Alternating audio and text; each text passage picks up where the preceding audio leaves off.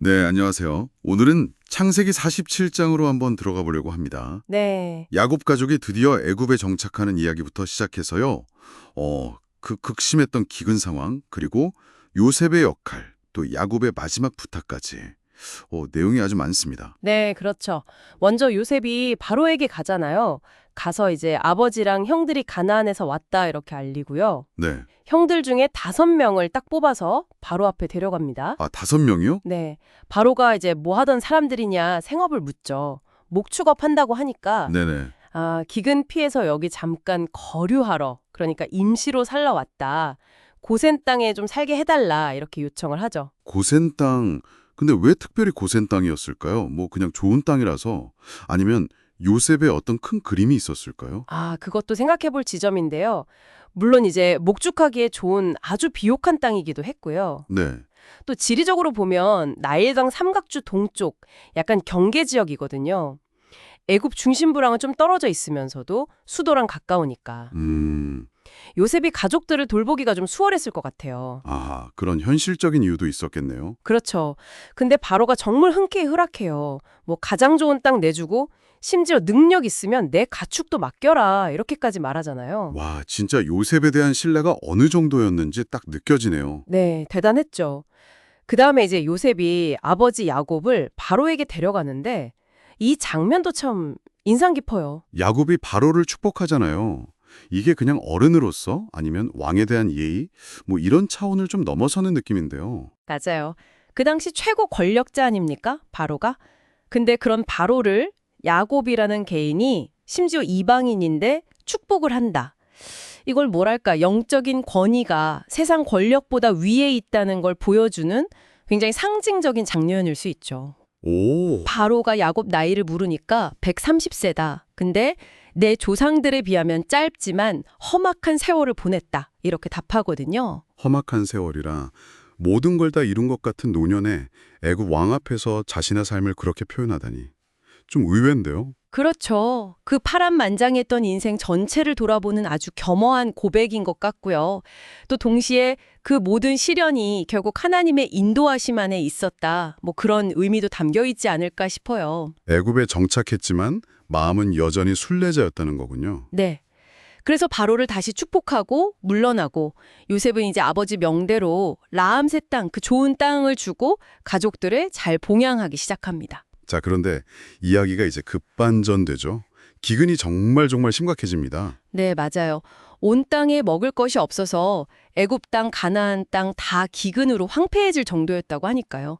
여기서 이제 요셉의 그 유명한 정책이 나오죠. 이게 참 흥미로우면서도 좀 논쟁적일 수 있는 부분 같아요. 그렇죠. 처음에는 사람들이 돈을 가지고 와서 곡식을 사가요. 네. 근데 돌이 다 떨어지니까 이제 가축을 가져옵니다. 가축이랑 식량이랑 바꾸는 거죠.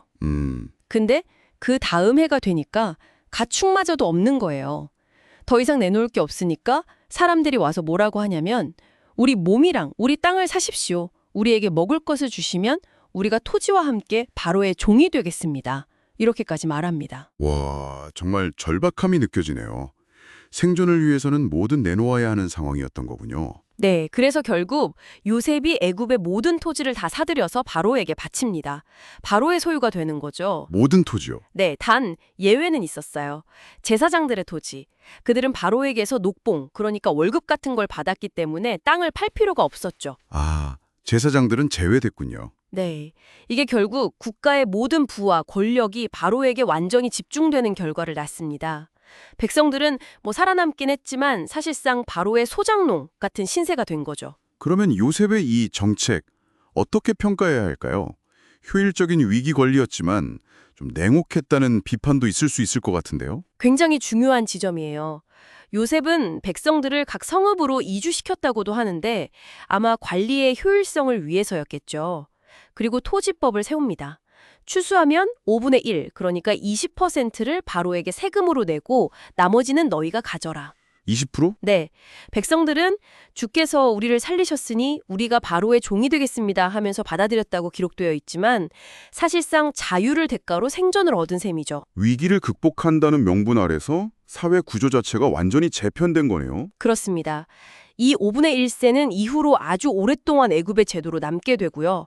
이게 뭐랄까, 위기 상황에서 리더십이 어떤 결과를 가져올 수 있는지, 또 필요 충족과 권력 강화 사이에서 어떤 선택을 하게 되는지 보여주는 아주 생생한 사례라고 할 수 있습니다. 참 많은 생각을 하게 하는 대목입니다. 자, 시간이 흘러서 이스라엘 자손들은 고센 땅에서 아주 크게 번성합니다. 네, 생육하고 번성이 있다고 하죠. 야곱은 애굽에서 17년을 더 살아서 147세가 됩니다. 이제 임종이 가까워진 거죠. 야곱이 아들 요셉을 불러서 마지막 부탁을 하잖아요. 이것도 그냥 단순한 유언 이상으로 느껴지던데요. 네, 아주 엄숙한 장면이죠. 요셉에게 자기 허벅지 아래에 손을 넣고 맹세하라고 합니다. 이건 고대에 아주 중요한 약속을 할 때 하던 방식이거든요. 네. 내용인즉슨 나를 절대 애굽 땅에 묻지 말고 가나안 땅에 있는 우리 조상들 묘실, 거기에 장사 지내달라는 거죠. 애굽에서 정말 최고의 대우를 받으면서 살았는데도 결국 돌아가고 싶은 곳은 가나안 땅이었군요. 그렇죠. 이게 중요합니다. 애굽의 그 어떤 안락함이나 풍요보다 하나님이 약속하신 땅, 조상들과 맺으신 그 언약이 있는 가나안을 끝까지 붙들고 있었던 거예요. 아, 눈앞의 현실 너머에 있는 그 약속과 미래를 본 거네요. 정확합니다. 이건 야곱 개인의 소망을 넘어서는 거죠. 자신의 후손들에게까지 이어질 하나님의 언약에 대한 깊은 믿음, 그걸 보여주는 겁니다. 요셉은 당연히 아버지 말씀대로 하겠다고 맹세하고요. 그리고 야곱이 침상머리에서 하나님께 경배했다고 나오죠. 네, 그 모든 여정과 약속을 인도하신 하나님께 마지막 힘을 다해 경배하는 모습, 정말 감동적입니다. 자신의 생애를 넘어서는 그 미래의 성취를 믿음으로 바라본 신앙의 표현이라고 할 수 있겠습니다. 오늘 창세기 47장을 보니까 정말 생존을 위한 치열한 현실 정치, 또 그 현실을 넘어서는 신앙적인 비전, 이 두 가지가 아주 극명하게 도착하는 것 같습니다. 네, 요셉의 통치는 위기 상황에서의 리더십이 어떻게 사회를 바꿀 수 있는지 그 효율성과 대가를 생각해보게 하고요. 또 야곱의 마지막 모습은 아무리 현실이 안락해도 결국 우리가 어디에 소망을 두어야 하는지 그 유산과 믿음의 힘을 보여주는 것 같습니다. 마지막으로 이런 질문을 던져보게 되네요. 우리 각자의 삶에서도 어쩔 수 없이 희소성이나 위기에 직면할 때가 있잖아요. 그럴 때 당장의 필요를 채우는 것과 우리가 정말 중요하게 생각하는 장기적인 가치 혹은 어떤 원칙 사이에서 어떻게 균형을 찾아가야 할까 한 번쯤 깊이 생각해 볼 문제인 것 같습니다.